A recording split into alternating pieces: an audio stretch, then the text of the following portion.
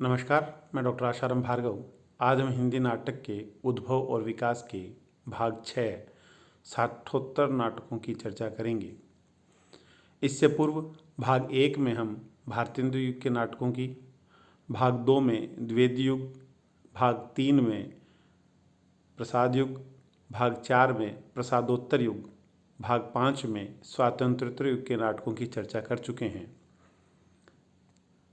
इस भाग में साठोत्तर नाटकों में की चर्चा करेंगे।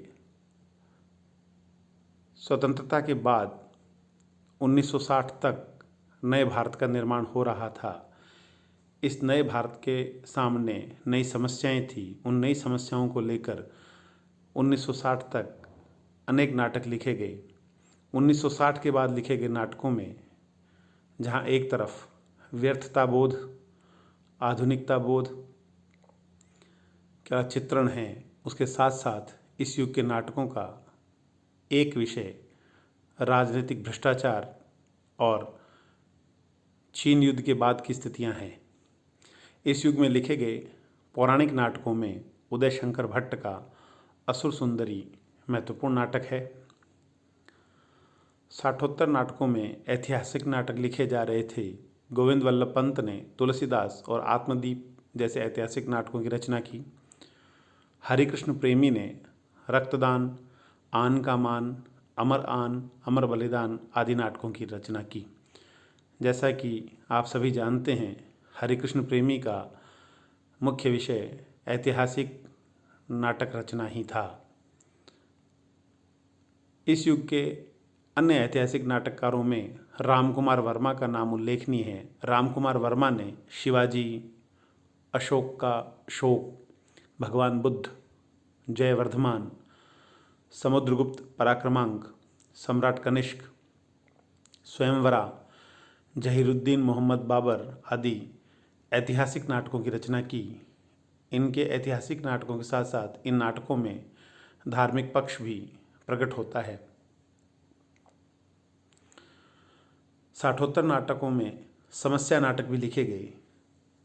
ये समस्या नाटक, जैसा कि भाग 5 में बताया था, एब्सर्ड नाटक थे जिन पर बर्नार्ड शो का प्रभाव था।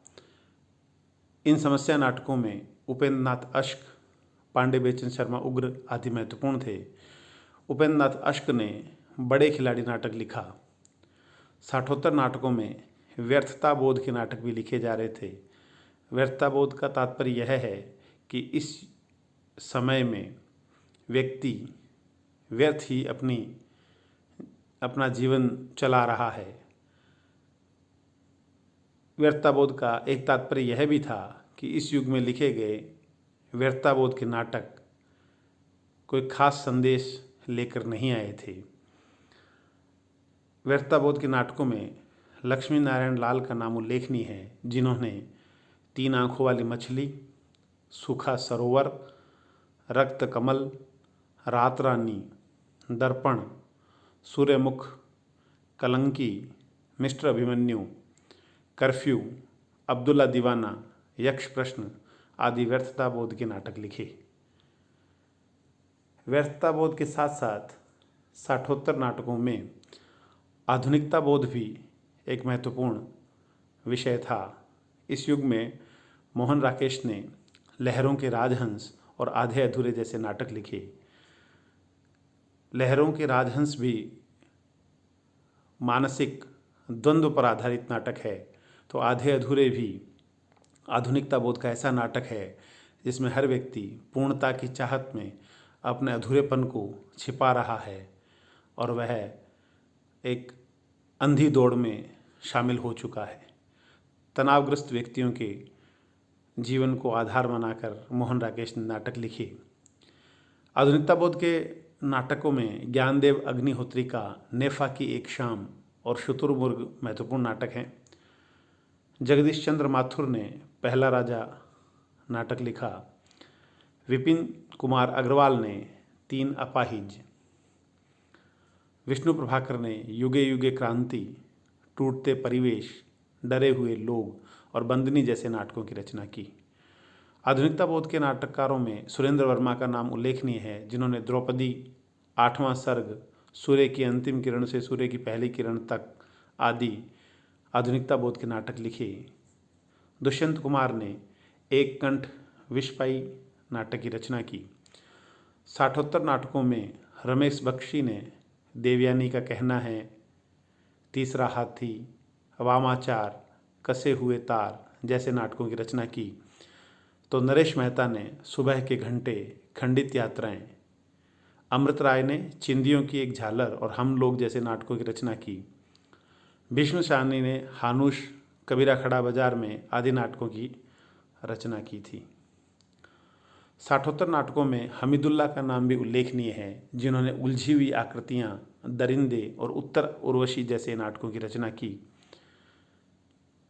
भारत भूषण अग्रवाल ने अग्निलिक नाटक लिखा। मणिमधुकर जो राजस्थान के रचनाकार थे, जिन्होंने रसगंधर्व, दुलारी बाई, बुलबुल सराय, खेला पोलमपुर, एक तारे की आँख जैसे नाटकों की रचना की। साठोत्तर नाटकों में मुद्रा राक्षस के तिलचट्टा, योर्स फेथफुली, तेंदुआ, मरजीवा, प्रथम प्रस्तुति, आला अफसर, गुफाएं और संतोला आदि महत्वपूर्ण साठोत्तर नाटक है। इसी प्रकार सर्वेश्वर दयाल सक्सेना ने बकरी नाटक की रचना की और शिव प्रसाद सिंह ने घंटियां गूंजती है। हम देखते हैं कि साठोत्तर नाटकों की विषय वस्तु विस्तृत थी।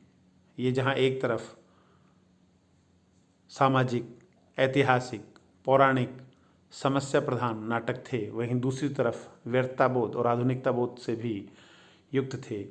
इन नाटकों में 1960 के बाद के भारत का चित्रण है, जिसमें शहरीकरण, अजनबीपन, व्यर्थता, तनाव आदि का चित्रण किया गया है। इसके बाद भी हिंदी नाटक सतत रूप से जारी हैं। यहाँ हम हिंदी नाटक के उद्भव और विकास को विराम देंगे। धन्यवाद।